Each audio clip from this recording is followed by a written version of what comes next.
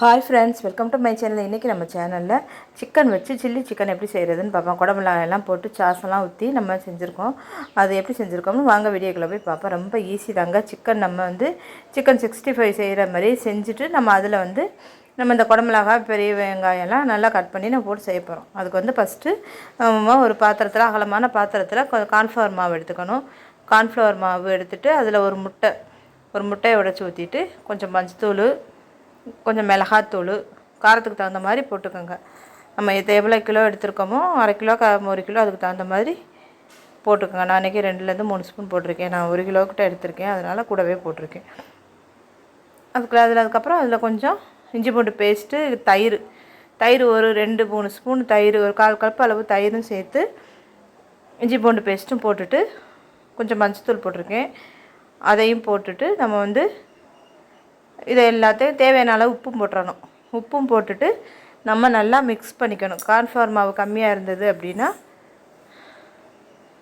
நம்ம கொஞ்சம் பச்சரிசி மாவும் சேர்த்துக்கலாம். நம்ம இது எல்லாத்தையும் போட்டுட்டு கரண்டியில் மிக்ஸ் பண்ணிவிட்டு அப்புறம் கையில் மிக்ஸ் பண்ணிக்க போகிறேன். தண்ணி எதுவும் சேர்க்கலை, அந்த முட்டையோட தண்ணி தான் இருக்குது. தேவைப்பட்டால் கொஞ்சம் எண்ணெய் கூட நம்ம சேர்த்துக்கலாம், இல்லை லைட்டாக தண்ணி தெளிச்சுக்கலாம். இந்த மாதிரி நல்லா மிக்ஸ் பண்ணிவிட்டு நான் சிக்கனை அதில் சேர்த்துக்க போகிறேன். சிக்கன் நல்லா சுத்தம் பண்ணி நல்லா 2-3 தடவை நல்லா கழுவிட்டு மஞ்சத்தூள் போட்டு கழுவி எடுத்து வச்சுருக்கேன். அதையும் அதில் போட்டுக்கிறேன். இப்போ நான் போட்டுட்டு நல்லா எல்லா இடம் படுற மாதிரி உப்பு உரப்பு எல்லா காரமும் எல்லாம் மிக்ஸ் ஆகிற மாதிரி இப்போ மிக்ஸ் பண்ணிடுறேன். எனக்கு கொஞ்சம் தண்ணி கொஞ்சம் கூடுதலாக தெரிஞ்சிச்சு, அதனால் கொஞ்சோண்டு பச்சரிசி மாவையும் நான் இப்போ சேர்த்துக்க போகிறேன். ஏன்னா நம்மளுக்கு தண்ணியாக இருந்ததுன்னா பொரிச்சோம்னா அதில் அந்த இது ஒட்டாது.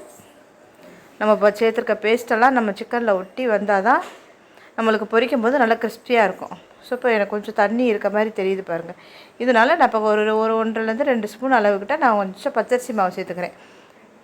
பச்சரிசி மாவு சேர்த்து நல்லா அதையும் மிக்ஸ் பண்ணிவிட்டு நான் ஒரு 2 மணி நேரத்துக்கு அளவுக்கு நான் ஊற வச்சுட்டு போகிறேன். 2 மணி நேரம் ஊற வச்சு எடுத்துக்கணும். இது காலம்பரவே நம்ம செய்யும்போதே இதை 2 மணி நேரம் செஞ்சு நம்ம ஊற வச்சு எடுத்துட்டோம்னா ஃப்ரிட்ஜில் கூட நம்ம வச்சுக்கலாம். ஊற வச்சு எடுத்துகிட்டு தான் அதுக்கப்புறம் நம்ம நல்லா கிரேவி பொரிச்சு எடுக்கணும். நல்லா 2 மணி நேரம் ஊறினதுக்கப்புறம் எடுத்துகிட்டு நான் கொஞ்சமாக எண்ணெய் ஊற்றி ஒரு 4 செட்டு போட்டு எடுத்துக்க போகிறேன். ஒன்றா எடுத்து கையில் எடுத்து நம்ம போடணும். நல்லா எண்ணெய் காஞ்சதுக்கப்புறம் தான் நம்ம ஒன்றா போடணும். கையில் தான் எடுத்து போடணும். கரண்டியில் எடுத்து போட்டு அப்படியே அள்ளி போட்டிங்கன்னா நல்லா இருக்காது. ஒன்றா இந்த மாதிரி போட்டால் தான் பொரிஞ்சு வரும்போது நம்மளுக்கு நல்ல டேஸ்ட்டு நல்லாயிருக்கும், நல்லா கிறிஸ்பியாகவும் வரும்.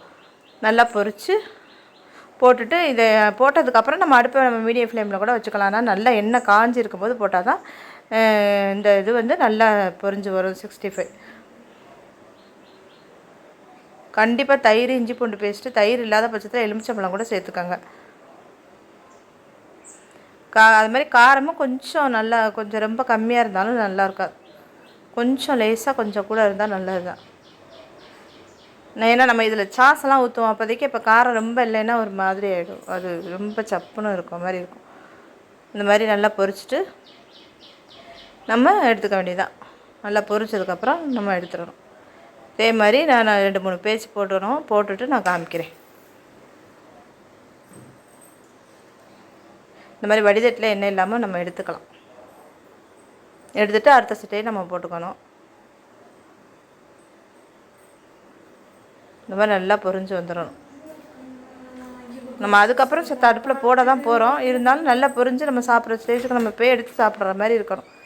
எல்லாத்தையும் பொரித்து எடுத்தாச்சு. பொரித்து எடுத்ததுக்கப்புறம் நான் அதே எண்ணெயில்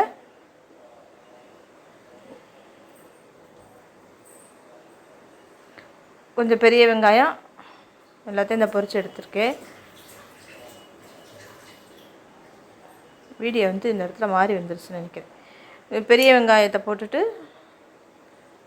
பொரிஞ்சதுக்கப்புறம் இந்த மாதிரி பெருசாக வெட்டிக்கிற நீல சாக்கில் அதுக்கப்புறம் குடமிளகா, ஒரு பெரிய சைஸ் குடமிளகா ஒன்று சேர்த்துருக்கேன். இது நல்லா சேர்ந்து வரும்போது நல்லா வதங்கணும். வதங்கினதுக்கு கொஞ்சம் உப்பு போடணும். முதலே ஆல்ரெடி அதுக்கு உப்பு போட்டிருக்கோம். இப்போ இந்த இதுக்கு மட்டும் கொஞ்சம் உப்பு போட்டுட்டு நம்ம சாஸெல்லாம் 1 by 1 ஊற்றிக்கலாம்.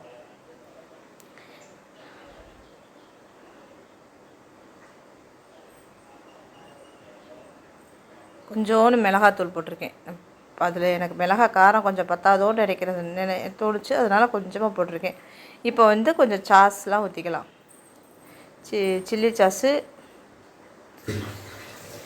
சோயா சாஸு, டொமேட்டோ சாஸ் எல்லாத்தையும் கொஞ்சம் கொஞ்சம் ஒரு ஸ்பூன் அளவுக்கு ஊற்றிக்கோங்க. ரொம்ப ஊற்றுனீங்கன்னா அது இனிப்பாயிடும். ஊற்றிட்டு நல்லா மிக்ஸ் பண்ணிவிட்டு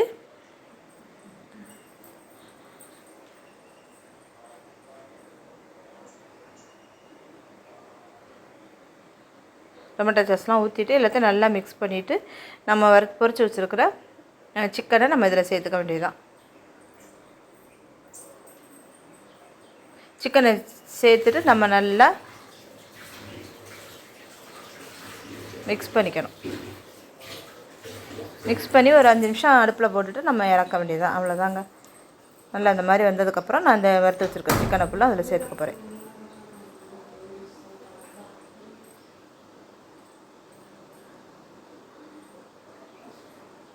எல்லாத்தையும் அதில் சேர்த்துட்டு நல்லா எல்லாம் ஒன்று சேர்ந்து வர்ற மாதிரி எல்லாத்துலேயும் இந்த சாஸு எல்லாம் மிக்ஸ் ஆகிற மாதிரி நல்லா நம்ம மிக்ஸ் பண்ணிடணும். அவ்வளோதான். சூப்பரான சில்லி சிக்கன். இதை வேறு என்ன குடமிளகா போட்டு செஞ்சுருக்கனால சூப்பர் டேஸ்ட்டு நல்லாவும் இருக்கும். அதே மாதிரி நல்ல கிறிஸ்பியாகவும் இருக்கும். இது நம்ம ரொம்ப நேரம் போட்டு இதில் நம்ம வேக வைக்க போகிறதில்ல. இதை குடமிளகா இந்த வெங்காயம்லாம் ஒன்று வர்ற வரைக்கும் நம்ம ஒரு 5 நிமிஷம் நல்லா மிக்ஸ் பண்ணால் கூட போதும் நம்மளுக்கு. ஏன்னா எல்லாமே நல்லா வெந்தது தானே. அவ்வளோதான். இதுக்கு மேலே மல்லித்தலை கருவேப்பிலை தூவிட்டு நம்ம பெப்பர் தூள் ஒரு 1/2 ஸ்பூன் அளவுக்கு போட்டுட்டு நம்ம மிக்ஸ் பண்ணிவிட்டு நம்ம அடுப்பை ஆஃப் பண்ணிடலாம். சூப்பரான சில்லி சிக்கன் ரெடி.